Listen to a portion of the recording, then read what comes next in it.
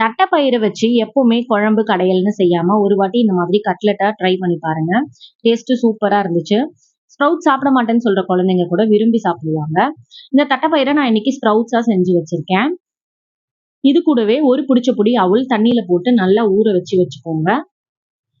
அப்புறமா நம்மளுடைய ஸ்ப்ரவுட்ஸை குக்கர்ல போட்டு இந்த அளவுக்கு நல்லா மேஷியா வேக வச்சு எடுத்துக்கோங்க. இப்போ ஒரு பாத்திரத்துல நம்ம வேக வச்சிருந்த ஸ்ப்ரவுட்ஸ், அது கூடவே ஊற வச்சிருந்த அவுள், அது ரெண்டையும் சேர்த்து ஒரு மேஷரை வச்சு நல்லா மேஷ் பண்ணிக்கோங்க. இந்த அளவுக்கு நல்லா மேஷ் ஆனதுக்கு அப்புறமா அது கூட பொடியா நறுக்குன வெங்காயம், கொத்தமல்லி சேர்த்துக்கோங்க. கிறிஸ்பினஸ்க்காக 2 ஸ்பூன் அரிசி மாவு, அப்புறமா நம்ம மசாலா சேர்த்துக்கலாம். மஞ்சப்பொடி, காரப்பொடி, கரம் மசாலா, உப்பு, பெருங்காயம் இதெல்லாம் சேர்த்து கையால நல்லா கலந்துக்கோங்க. நல்லா கலந்ததுக்கு அப்புறமா கொஞ்சமா எண்ணெய் தொட்டு கையிலேயே இந்த மாதிரி ஷேப் பண்ணி எடுத்துக்கோங்க. அப்படி இல்லைன்னா நீங்க பிஸ்கெட் கட்டர் இருந்ததுன்னா அதுல வச்சு கூட நீங்க டிஃப்ரெண்ட் ஷேப்ஸ் பண்ணிக்கலாம். நான் இன்னைக்கு தவா ஃப்ரை பண்ண போறேன்.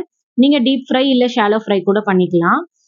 அதை பண்றதுக்கு இந்த மாதிரி ஷேப் பண்ணதுக்கு அப்புறமா அதை பிரெட் கிரம்ஸ்ல கோட் பண்ணி எடுத்து அதுக்கப்புறமா ஃப்ரை பண்ணுங்க.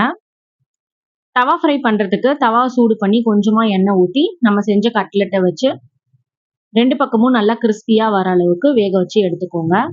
அவ்வளவுதான், உருளைக்கிழங்கே இல்லாம ஹெல்த்தியான வகையில நம்ம ஒரு கட்லெட் செஞ்சாச்சு. ட்ரை பண்ணி பார்த்துட்டு எப்படி இருந்துச்சுன்னு சொல்லுங்க. நல்லா சாப்பிடுங்க, நல்லதையே சாப்பிடுங்க. அடுத்த வீடியோல பார்க்குறேன். பாய்.